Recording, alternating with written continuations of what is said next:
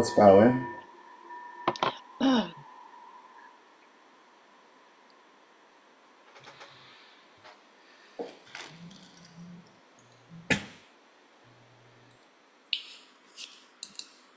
So tonight we are going to continue our journey with Mingyur Rinpoche through the Bardos.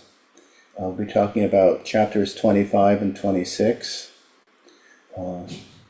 in which he talks, which relate primarily to the Bardo of dying, which I think will be quite clear as we go along. I have to say that an interesting thing about coincidences is whether they're meaningful or meaningless. But today's August 19th, and I realized today is the day my father was born and the day my mother died, which is an odd coincidence for me. But in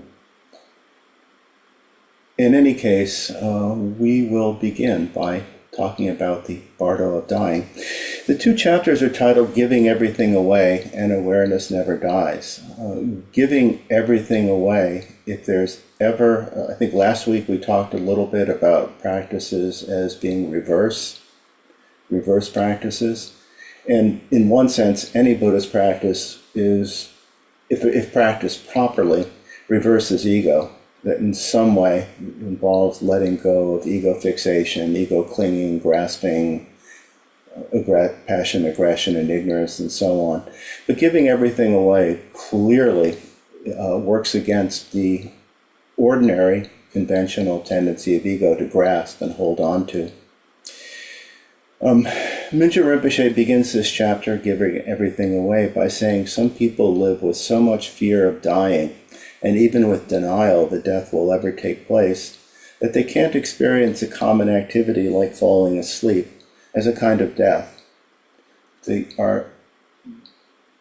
do not recognize the presence of death, change, impermanence in everyday life, and in particular, as he has referenced earlier in this text, that falling asleep is in very many ways a small death, complete letting go of everything that preoccupied us during the daytime before we fall asleep. So if we're in such denial that we can't see the reality of death, or the similarity at least to death in falling asleep, then it's going to be even more difficult to recognize the moment-to-moment death that occurs from one moment to the next in our experience, if we slow down enough to pay attention to our moment-to-moment experience. Mingyur Rinpoche says that during his childhood, death was discussed frequently and openly, but it was not avoided at all, and that imagining death was very much a part of his practice. As he says, death and impermanence, death and impermanence.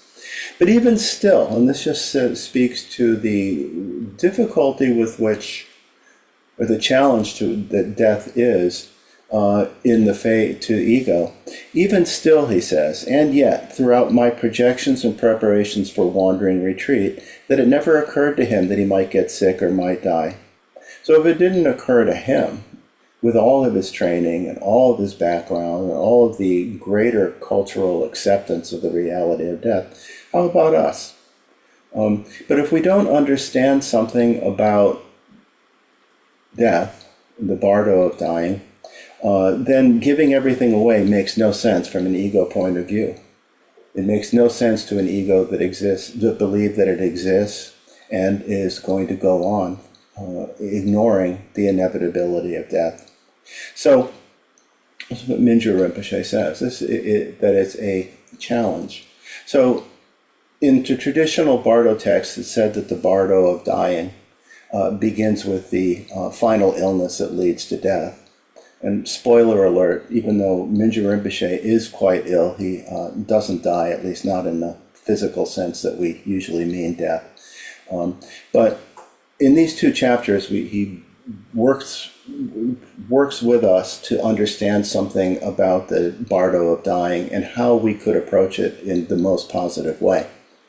In any case, he's at this point, because of the food poisoning that he's had, he's experiencing stabbing stomach pains. It sounds quite miserable. He's being plagued by mosquitoes. He's having all kinds of vomiting, diarrhea, gastrointestinal distress.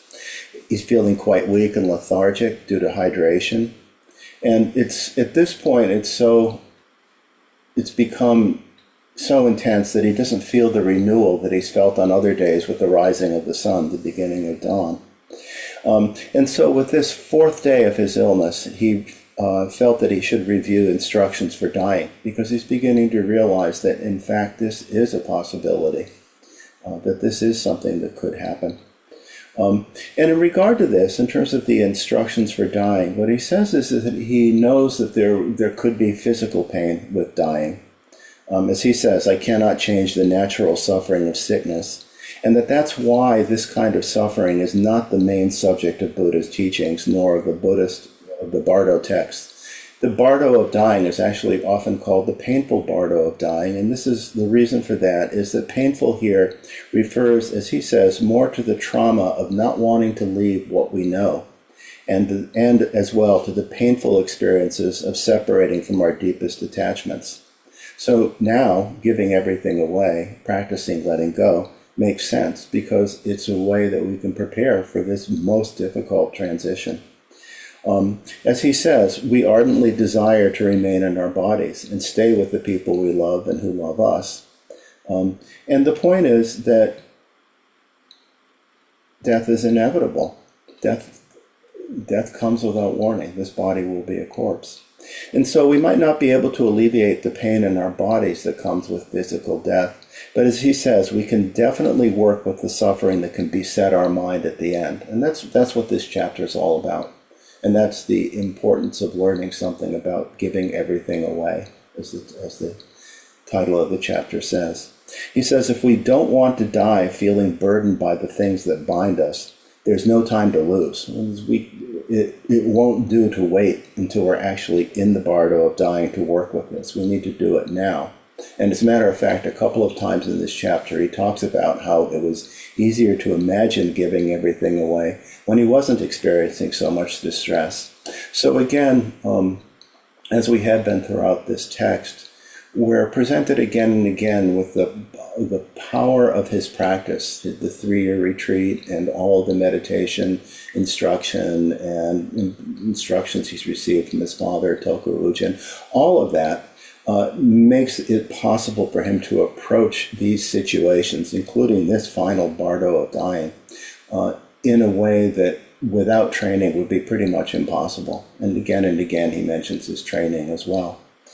So if we don't want to die feeling burdened by things that bind us, there's no time to lose. And he says we can relax and let go. We can work with letting go of our attachments. And in this regard, he references, and through this chapter, the mandala practice. Formal mandala practice is one of the 4 Nundro practices, preparatory preliminary practices. So it is a practice very much involved with letting go, offering, giving away. But as he says, we don't need to learn the ritual for it to be effective. That what's important here, and this is the heart of the practice, what's important is to identify our attachments and free ourselves from past conditioning in order to inhabit this moment as fully as possible. I really like that sentence. I'm going to read it again. What's important is to identify our attachments and free ourselves from past conditioning in order to inhabit this moment as fully as possible. And continue, and then he says, and continue our journey with less baggage, just as we try to do all the time. And of course, this is one of the things that we do with meditation practice, that we learn that we don't need to become as involved in our thoughts, our feelings, our habitual patterns, that in fact we can wake up and let go. And so meditation practice is very much a part of learning something about letting go and experiencing something about letting go and becoming familiar with letting go. But again, what's important is learning to identify what we're attached to and free ourselves from past conditioning so that we can inhabit this present moment as fully as possible. The importance of inhabiting the present moment as fully as possible really is the heart of the next chapter when we get to that. But there's a little bit of foreshadowing. So before he talks about this practice of letting go, what he what he presents in this chapter, what he does in his practice, which is a simplified mandala practice in a sense, you could say. He talks a little bit about what it doesn't mean. These would be the wrong paths to follow, the paths that would happen if we don't understand. He says letting go doesn't mean throwing things out we no longer value. It also means, I'll just add this as my own little note, that it also doesn't mean dwelling in some kind of apathy or a state of uncaring or rejection, which is just a conceptual opposite of extreme grasping. It's actually grasping at its opposite. So it's actually, if you could say that too. That's not letting go either. He says we can understand the value of letting go, but that doesn't mean it's easy. There's a tinge of regret. And it's important to acknowledge the feelings, that we don't push away sadness, remorse, or nostalgia, or whatever else we might experience. It's important in letting go, in making offering, this practice, mandala practice. It's important to acknowledge feelings that arise without getting wrapped up in the story or replaying disturbing dramas. As he says, just as we do when we become familiar with our minds in the bardo of this life. So again, and this is something that he's taught us in previous chapters, where he's talked about working with thoughts, working with pain, working with feelings, when he's talked about how he worked with his initial feelings of aversion and stress when he was on the train to Varanasi, and all of these things, that they're all, again and again, the importance of becoming familiar with our minds, but not rejecting experience, but seeing what our experience is and staying in awareness. Again, as he said again and again, the essence of meditation is staying in awareness. So the important aspect of this offering practice, this giving away everything practice, is that it's not a conceptual contrivance, but a felt experience. That we're again and again letting go, acknowledging the feelings, the desire to hold on, recognizing that and letting go, acknowledging the sadness, acknowledging the attachment. I had an experience of this once on retreat, where for some reason, it will happen with intense practice. Sometimes thoughts just arise with particular power when you're in intensive practice. And I was remembering my father's death, which was, in one sense, very quick, but there was a lot of medical intervention. And I remember looking at him with all the tubes and wires and everything, and feeling very badly that I couldn't do too much to make him feel better.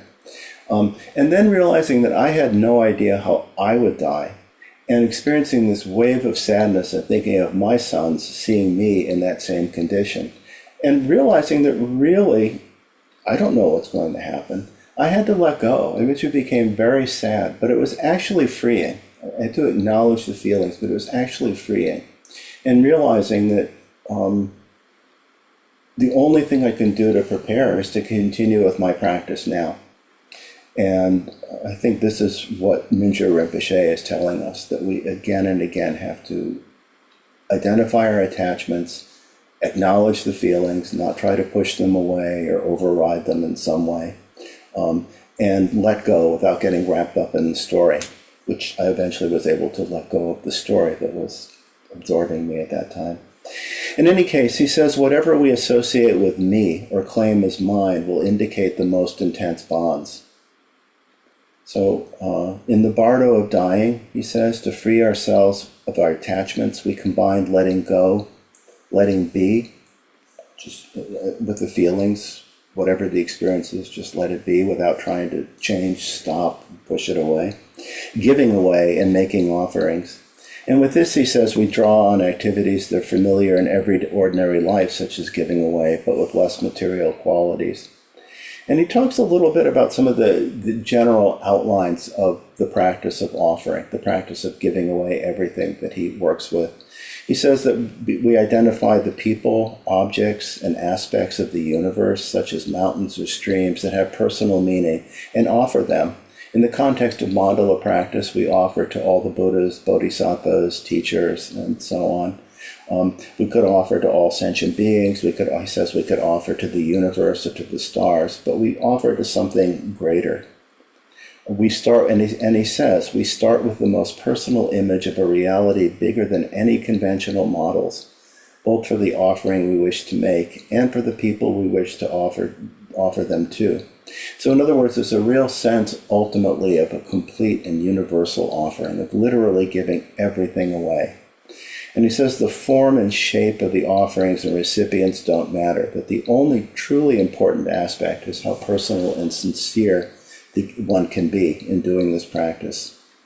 And with this, in regard to sincerity, he says that very often giving something away combines genuine generosity and big ego, that we give to feel better about ourselves or to get something in return or some recognition.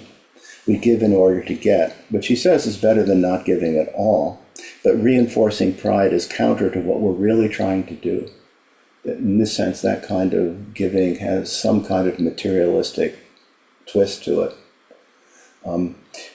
This piece really reminded me of when I was in the psychology program at Naropa, that early on in the program we were asked again and again to really look at what was our motivation for being a therapist, and to truly understand that if there was that any kind of self-referential need, that a need to feel important, a need to feel competent, a need to feel powerful, a need to feel being of use, anything could really get in the way of being truly helpful to another person, because it comes back to, again, one's personal ego. And that it's really important to understand one's motivations and one's intentions, and to be open about that and to be aware of what they are. And that, again, it's not so much that we try to replace one set of ideas with another, but just to open ourselves to awareness, again, to identify the attachments, and to let go of past conditioning, so that hopefully we can be more open, more helpful. In any case, he says when we offer to gods or the universe, the confounding logic is that whatever effect can't be known. And with this, it becomes pure, which again is part of this offering to something greater, the Buddhas, the Bodhisattvas, whatever, with this it becomes pure giving with no measurable rewards, and that generosity arises from respect, gratitude, and devotion, without self-reference, without any expectation of anything in return. So he refers again to the traditional mandala practice. He says boundless generosity becomes commensurate with visualizing boundless realities, that we're letting go not just objects, but really ultimately of the grasping mind, that ultimately we're letting go of everything, that we give away mountains and rivers, and that by giving away phenomena that are impersonal and inconceivable, that we reconfigure our place in the universe. In other words, we begin to let go of our sense of separation and ownership and dualities of all kinds. That the shape of conventional reality changes, that working with immense scale, imagining giving away the entire universe, offering the entire universe, loosens the tight grip of clinging to our small world. Universes that cannot be held or owned or are barely imaginable help disrupt patterns of limitation. This notion of patterns of limitation really comes up in the next chapter. In any case, on the fourth day, he says, and with this he begins to describe the practice. On the fourth day, he accepted that he'd entered the bardo of dying. He said, I'd set off wishing to build a blazing pyre, remember adding wood to the fire, and had concentrated exclusively on the disintegration of my various identities. Remember that. He was talking about letting go of being Mingyur Rinpoche, letting go of being a monk, taking off the robes and letting go of whatever attachment there was there. But he says again, it hadn't occurred to him that he might physically die. And he says, and now I had no words to express the depth of my ignorance. And with that, I can say as well, I don't know if I have any words at all to express the depth of my ignorance. Conceptually, I know I'm going to die at some point, but am I aware of that as a real fact, or just a conceptual statement that's easy to make? But here he's up, he's really up against it. And with that, he says that the short version of a mandala offering had always been part of his daily practice, but now he rethought about and reviewed the expanded practice. And the first thing that he did, and we could actually do this as we go along, he began by imagining impersonal objects of pleasure that could be shared with others. And what he thought of was the Mount Nubri, the mountain that was near his home in Nepal, and how much he just enjoyed looking at the mountain peak. He thought of the feelings that he had of when he looked at the mountain. And he noticed that it made him feel better. He remembered his boyhood memories of playing there, then thought of his grandmother and felt fresh sadness and reminded himself that his grandmother had passed. He recollected that even if he recovered now, even if his illness passed, that his boyhood had died years ago. And he saw with this that nostalgia could carry him away from the present moment. But with this, he saw the benefits of using nostalgia to see what hooks the heart. So again, it comes down to, as he says earlier, recognizing the feelings but not getting swept away, staying in awareness, and then letting go. Letting go of his memories of the mountain, letting go of his memories of boyhood, letting go of his memories of his grandmother. Just saying goodbye, in a sense, I guess you could say. And that this was, as he says, I took note of all these feelings and let them be. I did not have to travel with the nostalgia or with any of the memory clouds. I stayed with whatever objects came to mind long enough to allow the feelings to move on. With no stories attached, they did not hang around long. So again, this is no different than what he's taught us before about staying in awareness and seeing thoughts, feelings come, arise, subside, and dwell, come and go. And with that, letting go. And so we could begin, if we were doing this practice in the same way, we could begin by imagining impersonal objects of pleasure, as he says, in this case, his memories of his childhood, memories of the mountain, memories of what he enjoyed in that place and time. With that, he then says he began moving on to objects closer to home, such as wealth. And this could be actually anything, as he says, it really could be anything that we treasure. I mean, obviously this could include money, our retirement accounts, our investments, our homes, our whatever jewelry, whatever we have that, has some value. But really it could be anything that we treasure. And that's really the heart of it. Again, remember the intention of this is to be sincere, felt, and to recognize and let go of the grasping mind. So, and he talks about people talking about what would you take with you if your room caught fire and you had to leave very quickly. And he tells a story about his friend who grew up poor and whose mother often could only make for him fried dough because they didn't have much in the way of money or food to eat. So that he grew up to be successful and well off, but his mother died during his adolescence.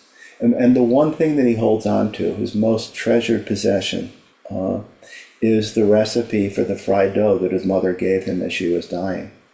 And that even this we need to let go of, which again doesn't mean that we stop caring. It doesn't mean that we fall into apathy, but that we're able to let go, release, relax with it. He says, if we treasure specific philosophies, political views, ideologies with great attachment, we could offer those. Anything that arouses anger or pride, we could offer that. If we know ourselves to be angry or stingy, we offer that. Give it all up. We're giving it away. He says the deepest bonds of attachment will be found in aversion and attraction. So when we find ourselves drawn or when we find ourselves pushed away, when we find our pride peak, when we feel anything like that, that's a sign of some kind of an attachment. And again, we can look at that and see what's there and let go.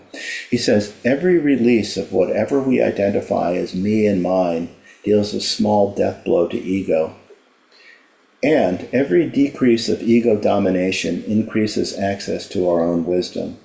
And again, this will be really clear in the next chapter that although the true nature of mind, our innate true nature, is at its heart pure and clear, awake, that it's obscured, covered over, like a diamond covered with mud, by habitual patterns and misperceptions and clinging to ego.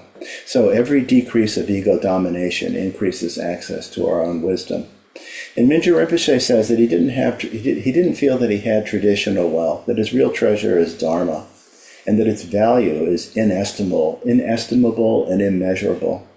And I think the more we understand what's being taught to us through the Dharma and through practice, the more we come to appreciate how immeasurable and inestimable its worth really is.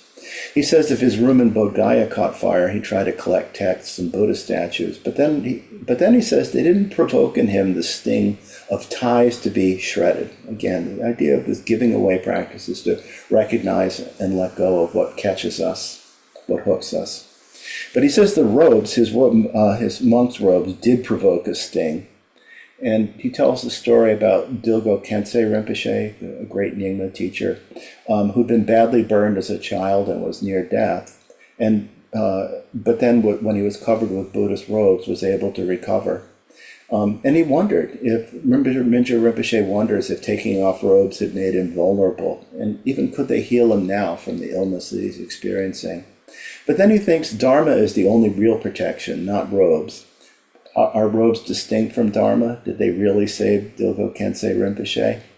In any case, in the formal sequence, after our wealth, again, we're letting go of our greatest attachments. We begin with the just sense of pleasure with the phenomenal world that he describes, letting go of that which we treasure, wealth. But then we offer our bodies. And he says he didn't want to die, and he thought about the good things that he could still do if he lived, which he says were all good reasons that barely disguised his attachment to this life. And again, for the first time, he knows that it was easier to do this practice when he did not have to accept that he would die. But again, his familiarity with the practice is what allows him to let go now. So that, again, I think that by preparing, by doing this practice when it's not under such intense conditions, allows us perhaps to recollect the practice and work with the practice when in fact the stakes are much higher.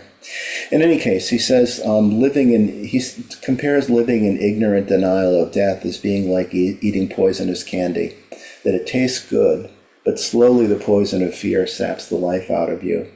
And he talks about this in relation to his working with pride and humility. He says it was like the first experience of begging for food, that he intended to practice humility, but to beg had to let go of feeling uptight and self-conscious, and then took that as an accomplishment and felt proud. So again, what's significant here is his awareness of what's happening and his honesty with himself about what's hooking him and where to let go. He says the food poisoned him even though it tasted delicious. And then he goes back again to the lesson of the Buddha's last meal.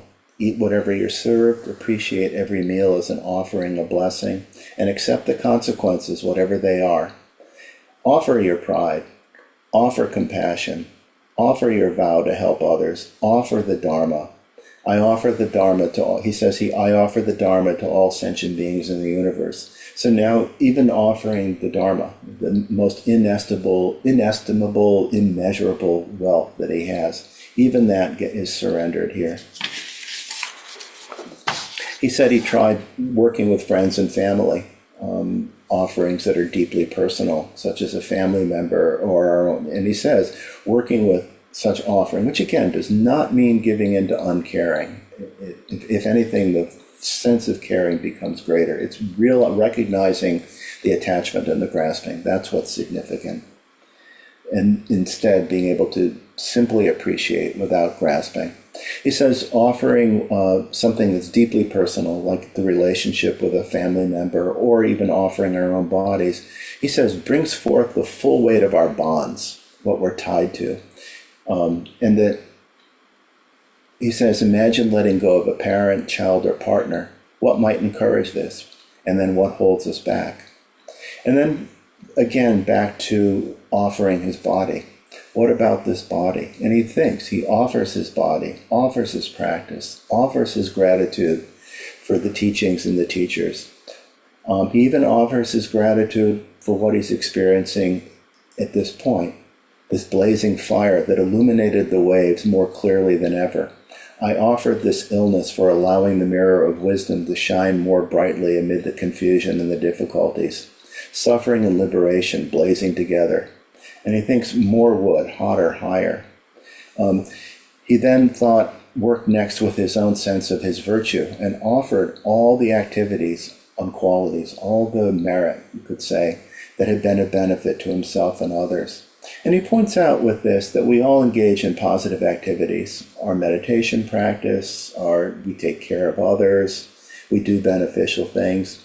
And that the point of this isn't to show off, but the idea here is to come to, as he says, recognize our ordinary instincts to help out and to engage in acts that draw on our understanding that we're all in this world together.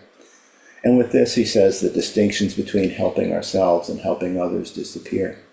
It comes down to recognizing compassion as being innate to us, that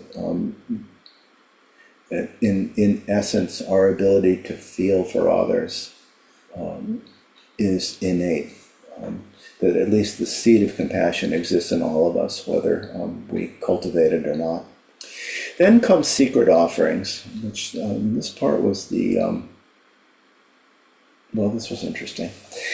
Then comes secret offerings, which he says what's not obvious or observable, or what's actually self-secret, and that this particularly refers to emptiness, to shunyata, the clearly defined objects of he says that the clearly defined objects of grasping, such as our bodies, our money, our loved ones, those are easy to identify. That working with emptiness is the most subtle level, because this doesn't simply readjust values, but challenges the very concept of value. In other words, what he's talking about here is coming to have some sense of the illusory nature of what we hold on to, that we project value and meaning onto things.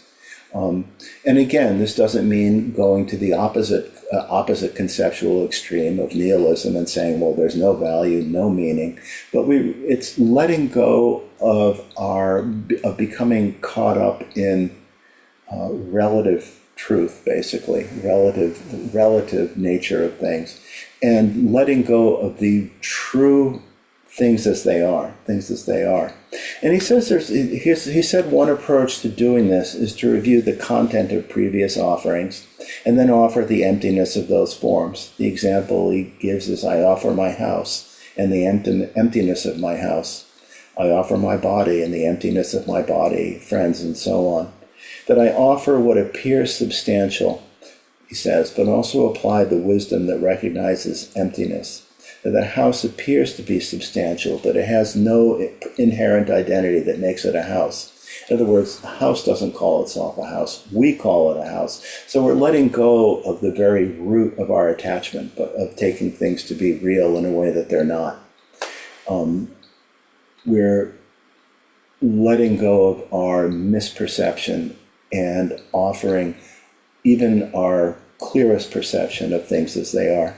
And he says it's the same with bodies and robes. He says, I quote, that he had taken as personal slights displays of indifference toward the robes, as if they had qualities independent from the projections of my own mind. So this is, again, the emptiness. And one reflection of that emptiness is that what he was seeing as so important, other people were ignoring, which he took as a slight. And in letting go of, or recognizing the empty nature, makes it easier to be flexible, creative, and open, because they're less attached to reference points. He says, I searched for the source of blessings or protection in the weave of the cotton, though they had no more location than the body parts that Nagasena had deconstructed. The robes were empty, yet real as a label, a name, or designation. So again, it's a really complete offering, complete letting go of everything and anything that might be a source of attachment and clinging to ego.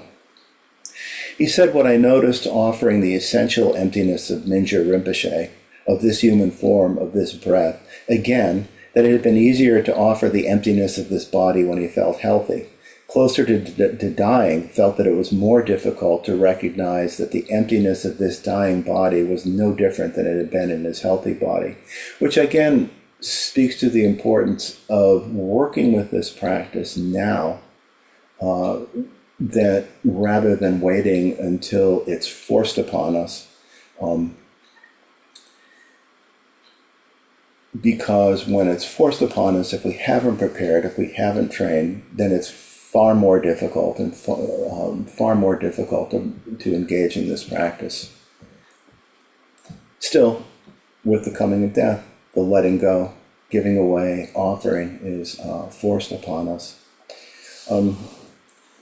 So that concludes the chapter, Giving Everything Away. He had given away everything and anything that he could think of that would be meaningful to him, beginning with material objects and objects of mind, such as philosophies, points of view, to his practice, to the Dharma, to his merit, to his body, and ultimately even giving away his understanding of emptiness, just offering everything and anything. This next chapter speaks to why, or the tremendous benefit that practicing in this way can bring. So chapter 26 is entitled When Death is Good News. And he begins by saying that the sun was high in the sky when he completed all of the offerings that we just talked about. He says his outer circumstances were miserable, but he felt calmer and with less fear. That as he was practicing, he was nodding in and out, dozing off, getting lost, and that he was clearly getting weaker and weaker, too weak to even pull the pump handle to get water, and that he felt particularly disoriented during the hottest part of the day, and it does get quite hot where he is. As it grew cooler, he was able to he says he was able to regather his mind, and he wanted to work further with the offering practice by working with motivation and dedication. Working with his motivation and dedication. He says, if I'm about to die, what's my aspiration? This is his motivation and dedication. He says, physical death offers the best opportunity for enlightenment, and enlightenment offers the best opportunity for helping others. So that again, his aspiration is, his motivation is to become as best as possible in being able to benefit others, help others. That's the bodhisattva intention. And that physical death offers the best opportunity for enlightenment, because it's with enlightenment that one is most capable of being of true benefit to others. He says his father used to say, for the yogi, sickness is a pleasure and death is good news. So he then begins to explain exactly why it could be such good news, that why the moment of death is the best opportunity. And what he says is the organic degeneration of the dying body offers an unparalleled opportunity for recognizing the true mind. The organic degeneration of the dying body offers an unparalleled opportunity for recognizing the true mind. As the flesh and blood home of the mind falls apart, the fabricated layers of the mind also disintegrate. I'm quoting a lot very directly because I think it's just said so well here. The mind that has been conditioned by misperceptions and shaped by habitual tendencies becomes unglued. Again, if you remember that the dying process begins with the dissolution of the elements, earth into water, water into fire, fire into air, air into space, and finally space into consciousness, and space into awareness. That the earth element begins first, with the dissolving of each element. There's an intensification and then a letting go or release. So the dissolution of the earth element begins perhaps by feeling more heavy and solid and ends with feeling less substantial, turning into the less substantial form of liquid water. And begins with feelings perhaps of being flooded and ends with feeling thirsty, and so on and so forth through the elements. We studied this when we read Luminous Emptiness by Francesca Fremantle. So again, at the moment of death, in the bardo of dying, everything's coming apart, everything's dissolving. The mind that has been conditioned by misperceptions and shaped by habitual tendencies become unglued. The confusion that has obscured our original innate clarity can no more maintain its vitality than the outer skin layers of our bodies. Ego's coming apart. Everything that ego's holding on to is coming apart. As confusion dissolves, wisdom shines forth, just as it does in the process of meditation. So, in meditation practice, we do our best to relax mind and body, let go. And as that happens, perhaps we experience being more present, perhaps we experience more clarity, perhaps we experience more simplicity. These are all expressions of the wisdom of our true nature, which is ultimately luminous and empty. With the death experience, this happens in just a universal cosmic way. He says, when we commit ourselves to living consciously, which is what we do through our practice of meditation and contemplation, we apply effort and diligence to diminishing our confusion. At the end of our lives, with death, the same confusion dissolves without effort. This naturally occurs as the ego and all that ego holds on to breaks down, dissolves, is released. He says, just as the normal processes of the body cease, the movements of mind subside as well. And he goes through. This includes our sensory perceptions, but also the subtle beliefs and concepts that shape our experience and define our identity. All of the activity that's included in the skandhas begins to come apart, begins to dissolve, become unglued, as he says. These are the subtle beliefs and concepts that shape our identity and shape our experience and define our identity. Just the sense that we exist in some kind of permanent way. Just the sense that we exist as somehow separate from the world, separate from our own bodies, but we get lost in a mirage of duality. He says, when all these cycles of body and mind stop functioning, all that's left is awareness itself, the unconditioned open space of pure knowing. But this knowingness has no object whatsoever. So with this experience, at the time of death, there's no duality, there's no limits to mind, no limits to awareness. It's completely unbound. That mind is free of the binding of reference points, that there's just non-conceptual openness. And that's what we experience at the moment of death, this brilliant, clear, boundless mind. He says, this is why the moment of death is held to be so special, a most precious opportunity. The absence of confusion allows for the experience of luminous emptiness, a direct, unhindered experience of luminous emptiness. And he says, this is the same aspect of mind that's always revealed when we recognize a gap in the conditioned mind. This is the same aspect of mind that is always revealed, if just momentarily, when we recognize a gap in the conditioned mind, when the clouds of confusion part and allow for an experience of non-conceptual awareness. And we have these moments in meditation practice, and sometimes just in life when conditions are right that we're able to recognize. These are vivid moments of nowness, boundless awareness. And he says only now, at the time of dying, this pure awareness happens on its own. It happens on its own because it's uncovered from all that obscured it, all the mud that covered the diamond, all the mud that covered the bright shining gold, whatever you want to think of. The mind is suddenly free. Only now at the time of dying, this pure awareness happens on its own, and the habits of past conditioning no longer have the force to rush in and obscure it. And then he says, this happens naturally to everyone, but without training. And again, this is his way of, again, emphasizing the importance of working now with our experience, working now with meditation practice, working now with our contemplation. Without training, we can't recognize this clear light of luminous emptiness, just as we don't recognize in our lives now. It's there, he says. It's always there. And he says he's known it. It's with him now. It's hidden in the agitation he's experiencing. It's present with the pain, present in the sickness. And he thinks, again, he remembers the brother monk, the monk who said he was ready, that he was ready to die. And he asks himself, am I ready?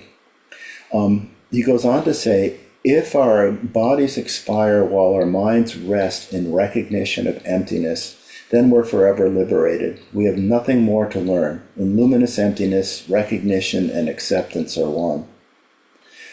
So here's about the recognition of emptiness. So what's important here is that we have the possibility of a full recognition of what the true nature of mind is. That it's empty in the sense that it can't be located anywhere. It doesn't have any particular boundary.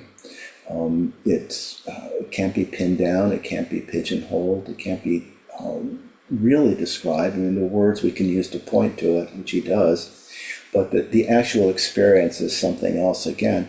And that it's clear. There's luminosity. There's knowingness. That it's not just emptiness in the sense of nothingness. It's ungraspable, yet clearly we experience things. And that recognizing emptiness, recognizing that mind is, as he says, unborn. We cannot attain the unborn, deathless reality until we accept death. That if recognizing that the true nature of mind is unborn, that it doesn't depend on causes and conditions. It doesn't come from anything else.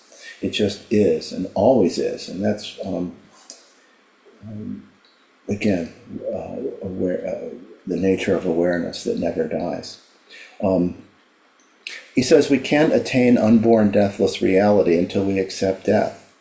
That we have to, in other words, and again, this is a reason why it's important to consider the giving away everything practice that he talked about in the previous chapter.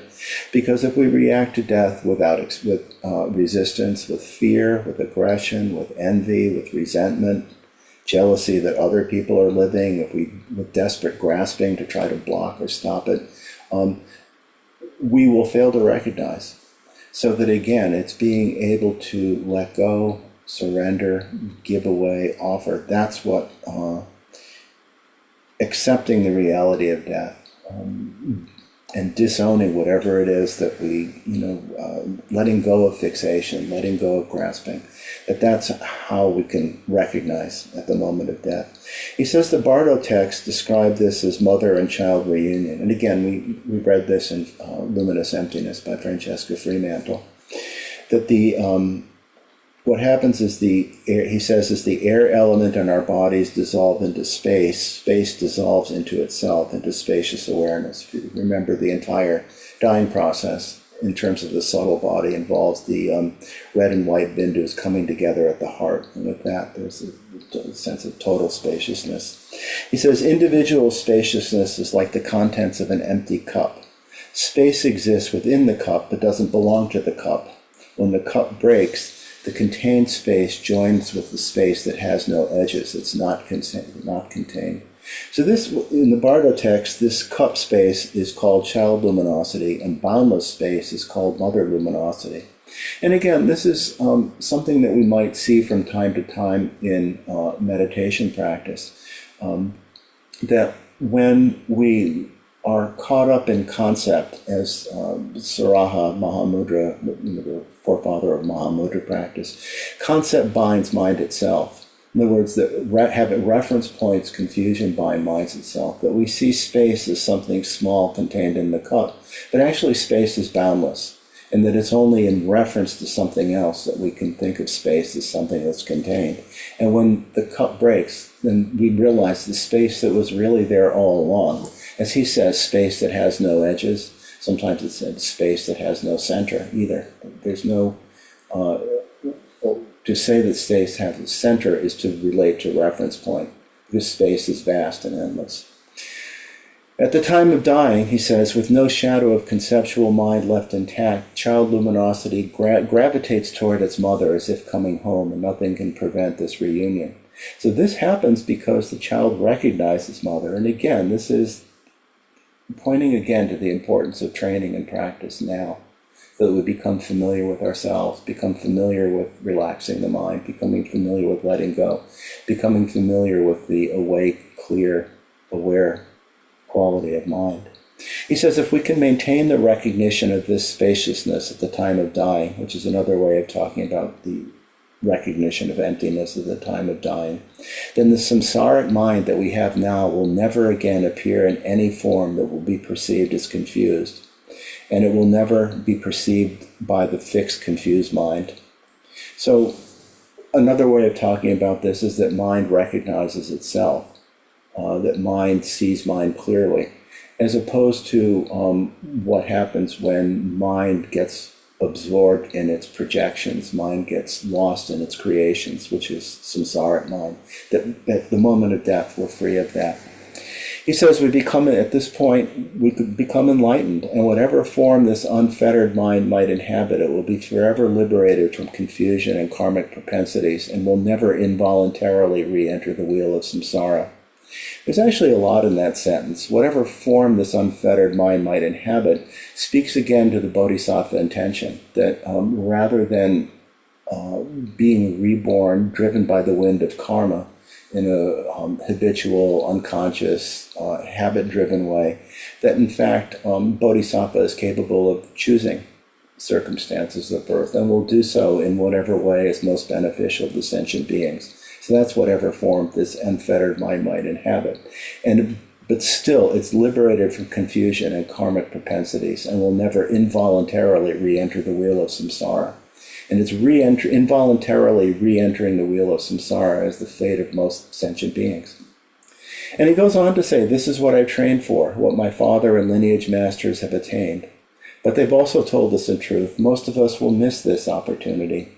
At the moment when this once-in-a-lifetime opportunity presents itself, the pure mind will generally not recognize itself, or will not be able to sustain the recognition, won't be able to rest in the recognition.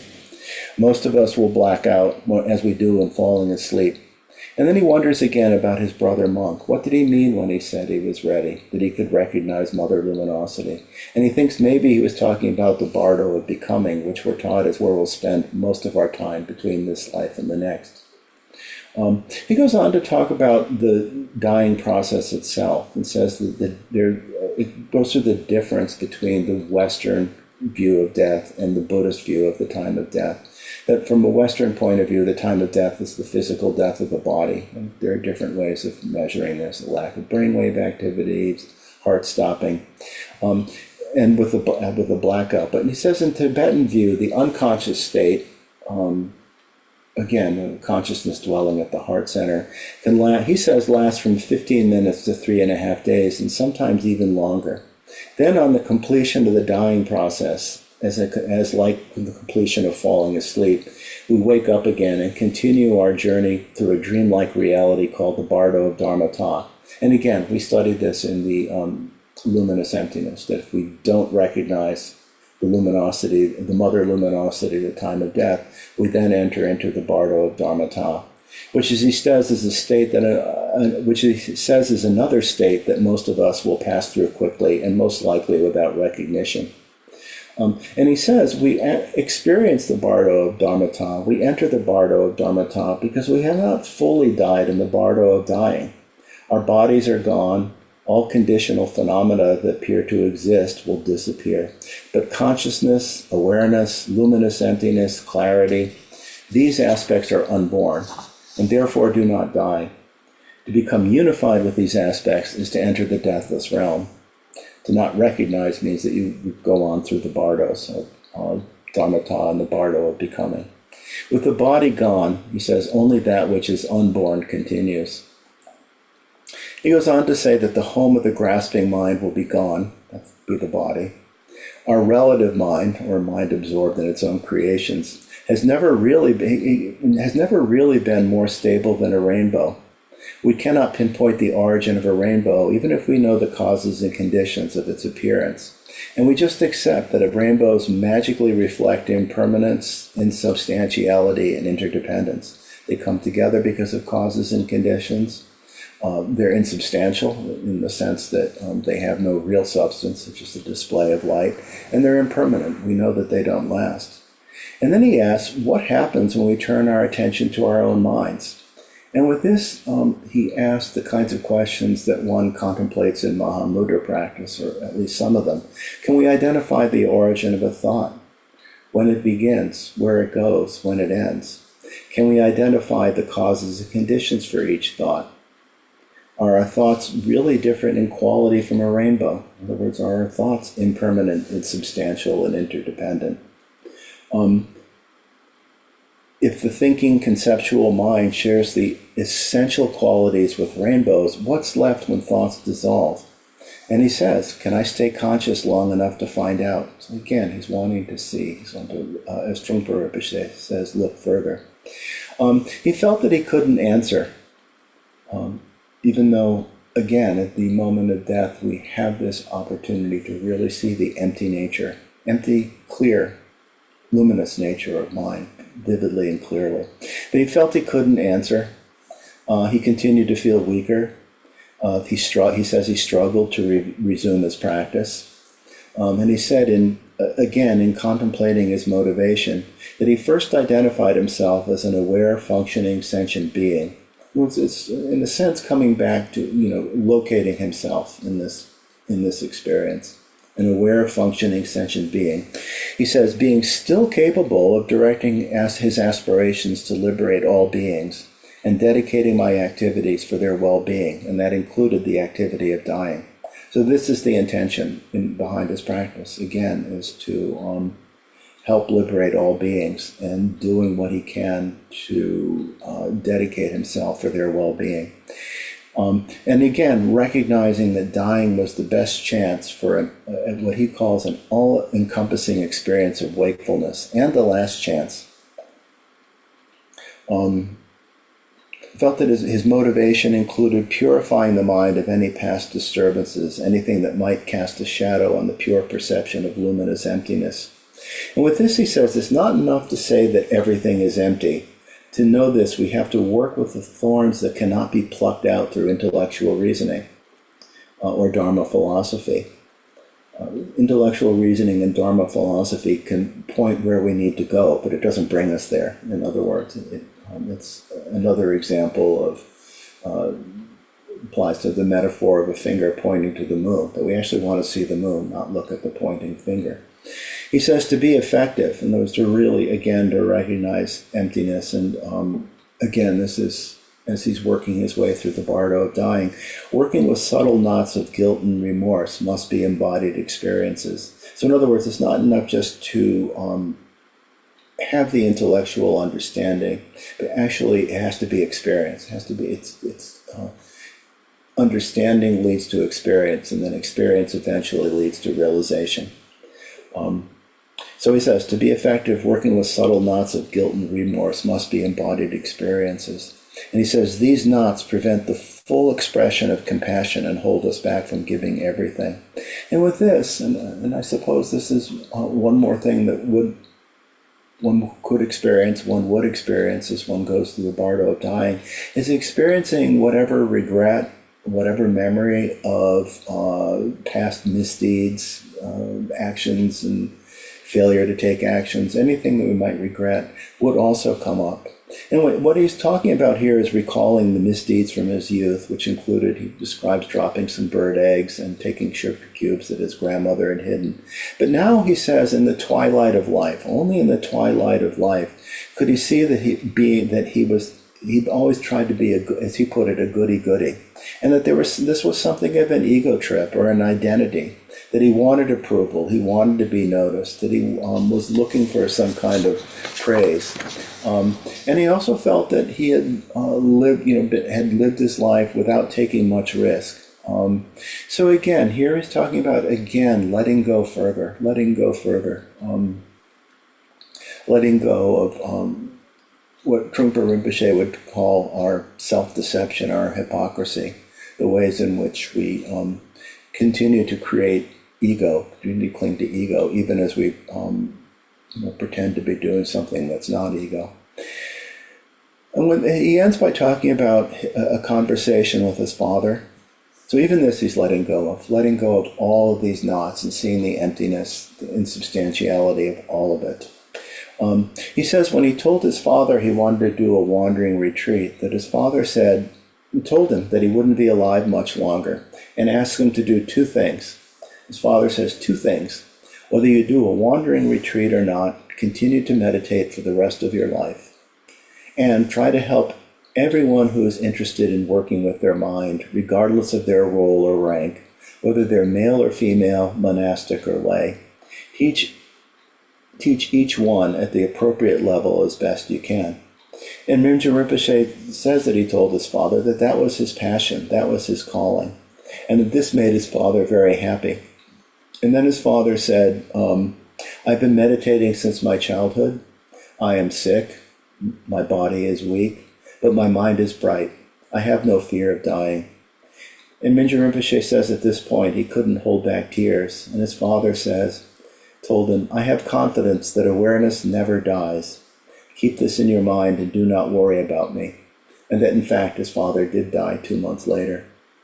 But he died with that confidence that awareness never dies, because he had seen it so clearly through his practice and contemplation and study in his lifetime. Mingyur Rinpoche says that he concludes the chapter by saying that he again dozed off. Again, he's feeling increasingly weak in his body. And when he wakes, he finds that someone had left him 2 bottles of water, but he has to struggle to drink. He was able to drink only with difficulty. And with that, he thought of people who die without anyone showing any care, and felt the serenity of gratitude. And he ends the chapter by saying, I'm not dying alone. Someone's noticed, someone has cared, and I am ready to continue. So that's where the chapter ends. So, thank you. I was trying to remove that spotlight.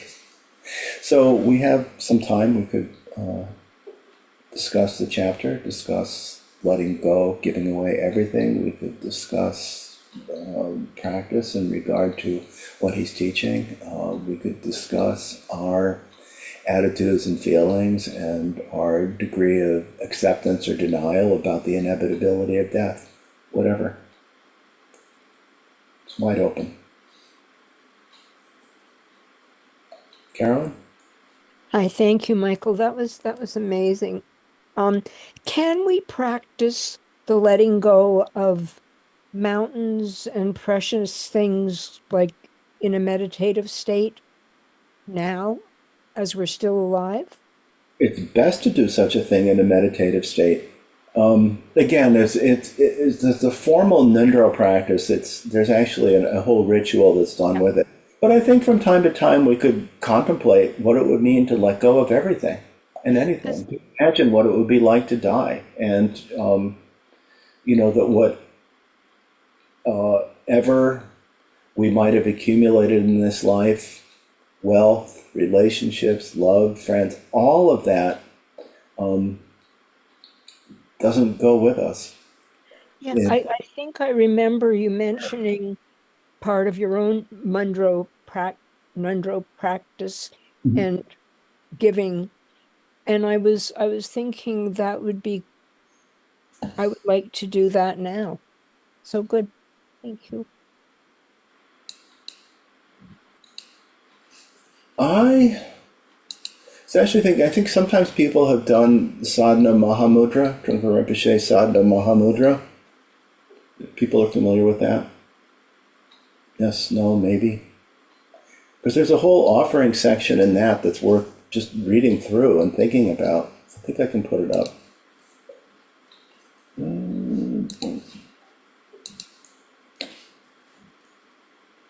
To the crazy wisdom form of the Buddhas of the 3 times, in this case, we're making offering to all, particularly to the Padmasambhava, and to the Karmapa lineage. To the crazy wisdom form of the Buddhas of the three times, the unified mandala of all the siddhas, Dorje Trolo Karmapakshi, I make this supplication. Desire, hatred, and other hindrances are self-liberated. To the boundless rainbow body of wisdom, Pamakara Karmapakshi, the Haruka who, untouched by concepts, pervades all existence, I make this supplication. Whatever is seen with the eyes is vividly unreal in emptiness, yet there is form. This is the true image of Tusum Kempa, whom now I supplicate. Whatever is heard with the ears is the echo of emptiness, yet real. It is a clear and distinct utterance of Mikyo Dorje, whom now I supplicate. Good and bad, happy and sad, all thoughts vanish into emptiness like the imprint of a bird in the sky. This is the vivid mind of Rangjung Dorje, whom now I supplicate. The animate and inanimate are the mandala of the glorious Mahasiddha, which no one can change. It always remains impressive and colorful. This mandala now I supplicate. The hope of attaining Buddhahood and the fear of continuing to wander in samsara. Doubt that wisdom exists within one and other dualistic thoughts. All these are my feast offering. Food, wealth, companionship, fame, and sensual attachments. All these I offer for the elaborate arrangement of the mandala. Wantingness, desire, and passion I offer as the great ocean of blood which comes from the killing of samsara. Thoughts of anger and hatred I offer as the amrita which intoxicates extreme beliefs and renders them inoperative. All that arises within, wandering thoughts, carelessness, and all that is subject to ignorance, I offer as the great mountain of Torma ornamented with the 8 kinds of consciousness. Whatever arises is merely the play of mind. All this I offer, filling the whole universe. I offer knowing the giver and receiver are one. I offer without expecting anything in return and without hope of gaining merit. I make these offerings with transcendental generosity in the Mahamudra. Now that I have made these offerings, please grant your blessing so that my mind may be one with the Dharma. Grant your blessing so that Dharma may progress along the path. Grant your blessing so that the path may clarify confusion. Grant your blessing so the confusion may dawn as wisdom. So it's by making that kind of offering that in fact confusion could dawn as wisdom, because that is what happens at the time of death. By letting go of everything and anything we're attached to, including the idea of letting go. Because even that can become a fixation, even that can become a subtle ego trip, maybe not even so subtle. But yeah, we could do that. Or the other way to do it is just to recognize when we experience a moment of attachment. I need this, or I can't have that, or something piques our pride. Someone, we feel some kind of slight or something. That's an opportunity to recognize there's some holding on that's going on in that moment, and just be aware and just see it. It's, we're not, as he says, we look at the feelings and just see what's there. So I don't know, I hope that helps. I don't know. Oh, for sure. Thank you.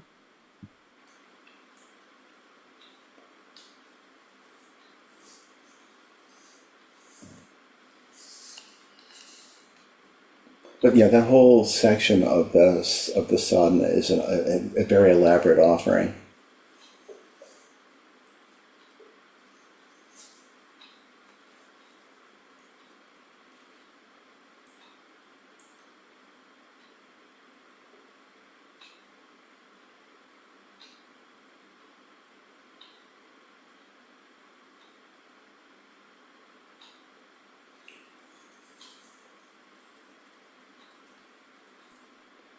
Lodra?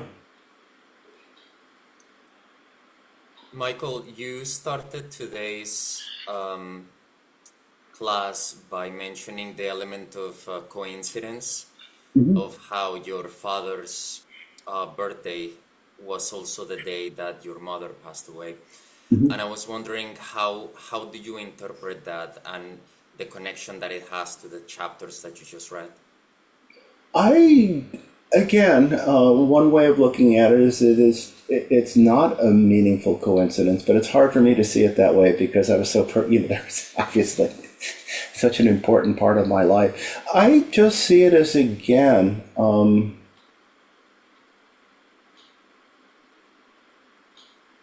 recognizing something of our interdependence and the emptiness, the inevitability of death, and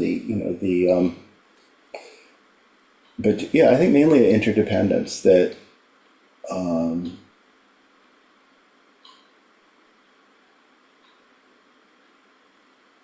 and the inevitability, yeah, just the inevitability of death, that, death will come. Thank you.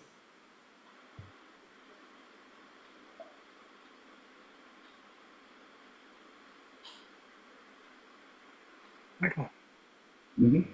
so many opportunities to observe this. One of them is that recently I changed the password on my computer. I changed it from something dharmic to my father's birthday. Uh-huh. So now every time I sign into the computer, I remember him, his birthday. Um, there's so many things that remind me, us, I guess, our individuality, who we are, what we value, what.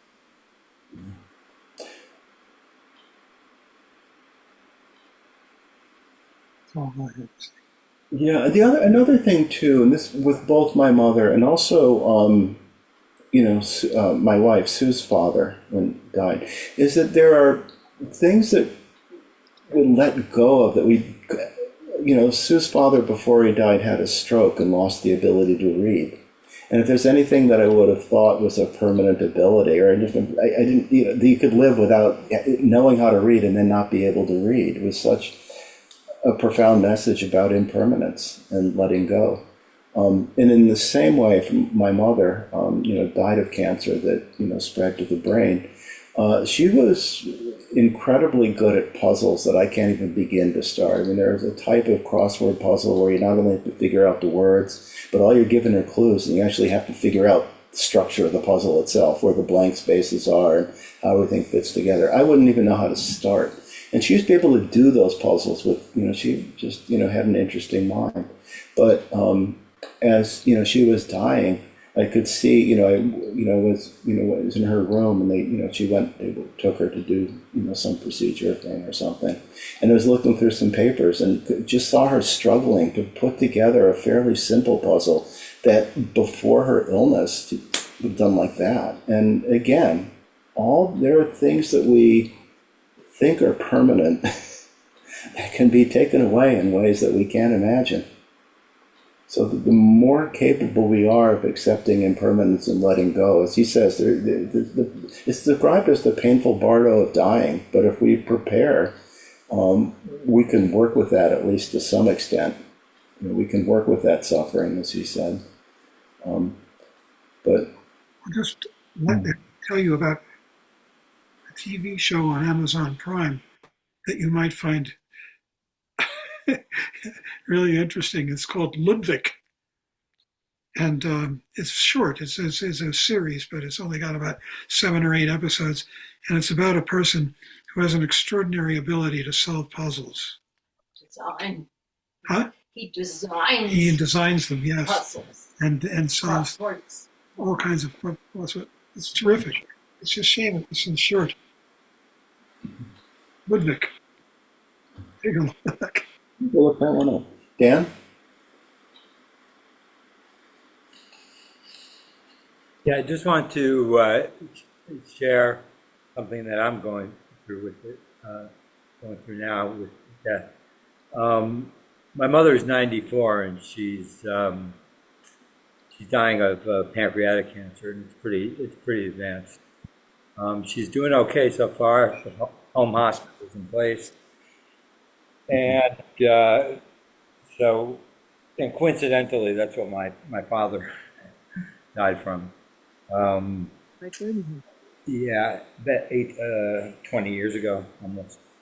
And he was on home hospice too. He was lucky. Hospice. Home hospice. Home hospice? my mother's dying the same thing that my father died of almost 20 years ago, and he was on home hospice too. And it was in place. They had the same insurance that provided it. It was good. He could be at home. And it was about, with my father, it was about 6 months before he had to start taking, before he needed the medication. And then I know once that started, it was, it was a pretty quick time till, he was, was very much out of it because of the medications. My mother hasn't had to start on them yet. And at the same time, my 29-year-old daughter is pregnant and is due in December. And just in terms of coincidence, my daughter announced the news to my mother and all of us at a family gathering a week before my mother got the diagnosis, right? My mother now, I think at the suggestion of her meditation teacher, who is more secular Jewish oriented, meditation teacher is a rabbi, former rabbi, and but I can tell she's doing great stuff with it, and she is, as of now, she's not having any interventions. She's 94 years old. The first thing that'll go probably is, she won't have a stent installed as the pancreatic tumor for the cancer blocks the bile duct. Anyway, she's obviously very aware, and as is my daughter, that they both feel that she's not going to make it till December. I mean, who knows? But and this will be this would be her second great grandchild. My grandson was a year and a half old a couple of days ago. But anyway, so with my daughter, my mother's in the process, at the suggestion of her teacher, of writing letters to her great granddaughter to be. So that's one way that she's going through this. She's pretty cool. And I asked her I told her if she wanted to consider making a video, we could do that. And of course, she would look at it's no commitment. She could just look at it, and if she wants to start it, and go through it and decide. But also to my grandson, and this was just on Sunday, we had this discussion, and she said something, what you don't, and my brother was there too. She said, you don't think Oliver, my grandson, will remember me? Nah, whatever the version is, but certainly if you want to think about making a video or writing letters to him, but if you want to think about making a video, we can look at it, just try it. And, anyway, that's what I'm going through. Thanks. Okay, Karen Sue, but before that, I just thought of one more thing that I thought I should have said in regard to working with all of this, with the giving away everything practice. The point isn't to make, I don't think it's possible to make the bardo of dying be painless. And that's really not the point. I think the point of the training, the practice, the preparation is to make it workable. That's really what we should be thinking about. It's not a matter of becoming painless at all. That's just, I don't think that's a realistic expectation for most of us anyway. Anyway, Karen Sue?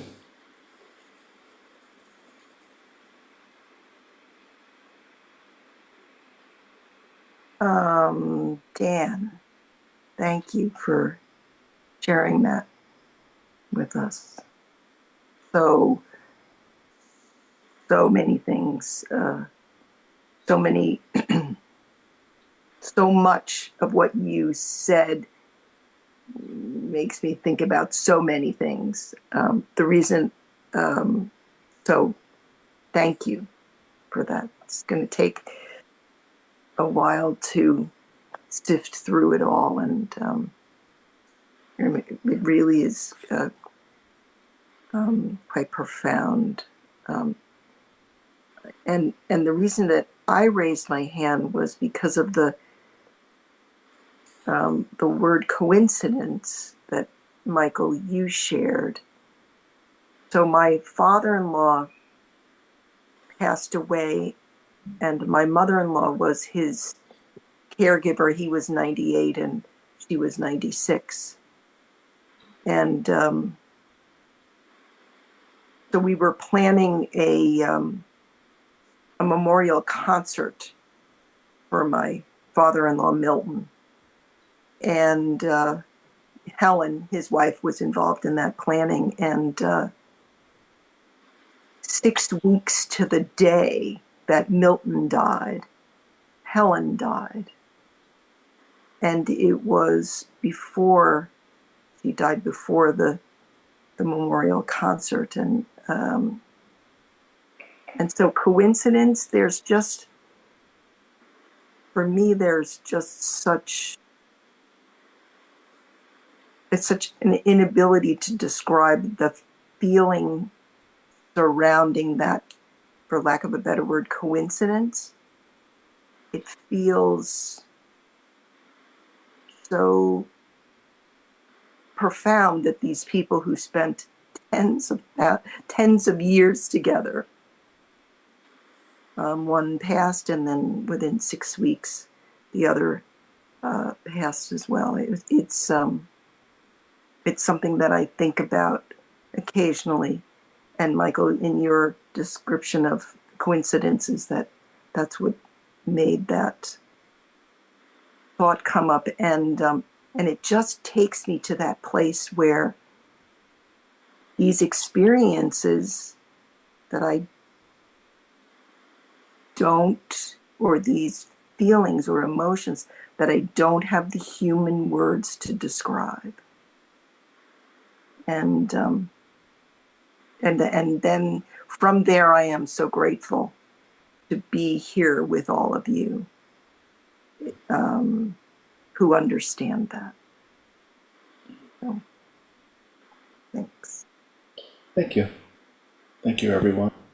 It's about time for us to close. So before we do, I will be in a different location tomorrow, so I should be able to join your discussion group, but just in case. And then next week, John will be presenting on the next 2 chapters, but I will be away next Tuesday, so it's a planned thing. I won't just disappear, at least not yet. So we should close with the dedication of merit. The week after I present, Michael and I present the last ending of this book. And that may be the last of courses for a while. We'll let you know.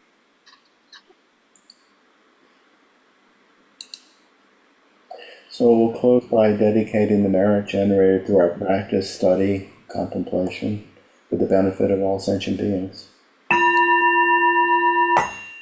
By this merit, may all obtain omniscience, may it defeat the enemy, wrongdoing, from the stormy waves of birth, old age, sickness, and death, from the ocean of samsara, may I free all beings. By the confidence of the golden sun of the great East, may the lotus garden of the Rignant's wisdom bloom, may the dark ignorance of sentient beings be dispelled, may all beings enjoy profound, brilliant glory.